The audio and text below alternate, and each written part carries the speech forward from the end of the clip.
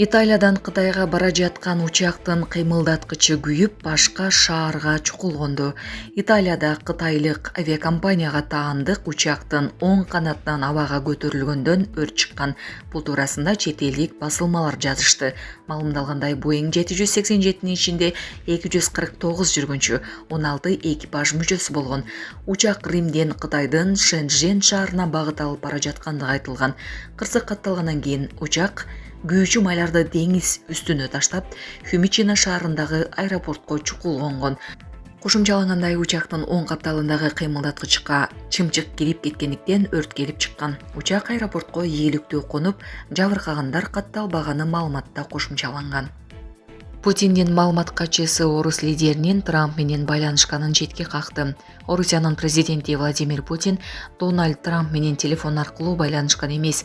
Бул туурасында орус лидеринин маалымат катчысы Дмитрий Песков журналисттер менен болгон жыйында айткандыгын орус басылмалары жазып чыкты.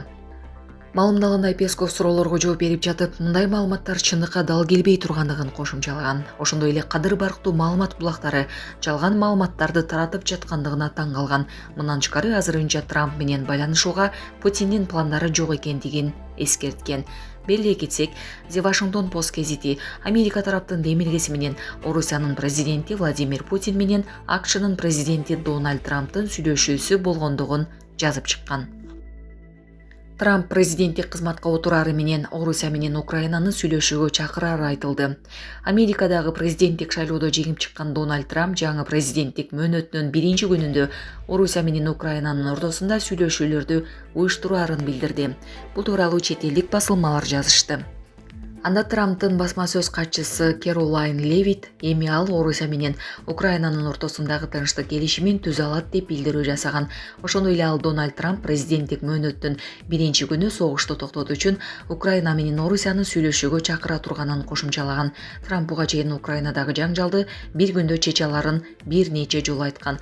Белгилей кетсек, буга чейин Америка тараптын демилгеси менен Орусиянын президенти Владимир Путин жана АКШнын президенти Дональд Трамптын телефон аркылуу сүйлөшүүсү болгон.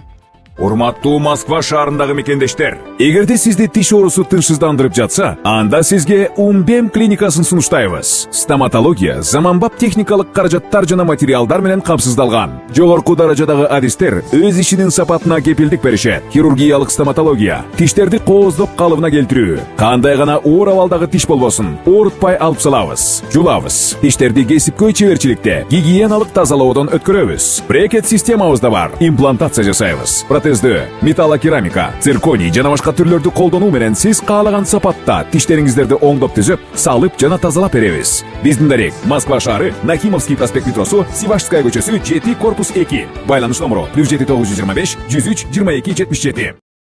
Иш берүүчү жумушчуга кенемде төлөп бербесе айыпка жыгылат. Садыр Жапаров мыйзамга кол койду. Өлкө башчы Садыр Жапаров укук бузуулар жөнүндө кодексине өзгөртүүлөрдү киргизүү тууралуу мыйзамга кол койду. Президенттин маалымат кызматы кабарлагандай, аталган мыйзамдын максаты жумуш берүүчүлөрдү жана кооптуу өндүрүш объекттерин пайдалануучу уюмдарды кол алдындагы кызматкерлеринин өмүрү жана ден соолугу үчүн жүктөлгөн милдеттерин аткарбагандыгы үчүн жоопкерчиликке тартуу болуп эсептелет. Кабыл алынган документте жумушчунун өмүрүнө жана ден соолугуна зыян келген учурда жумуш берүүчү жана кооптуу өндүрүш объекттерин пайдалануучу уюмдар аларга кенемде төлөп бербесе, мамлекет тарабынан айып пул салынат.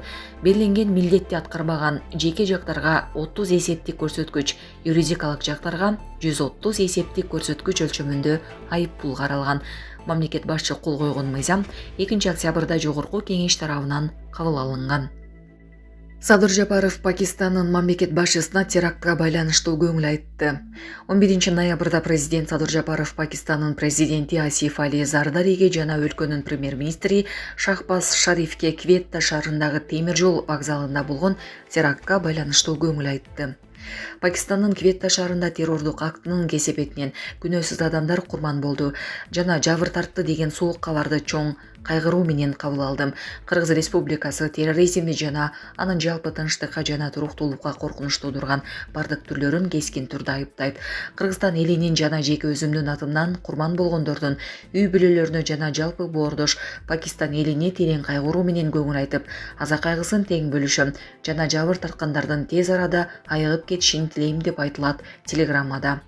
Беле кетсек 9 ноябрда Пакистандын түштүк батышындагы Кветта шаарындагы темир жол станциясында жартыруу болуп, кеминде 25 киши каза болуп, 53дөн ашуун жаран жараат алды.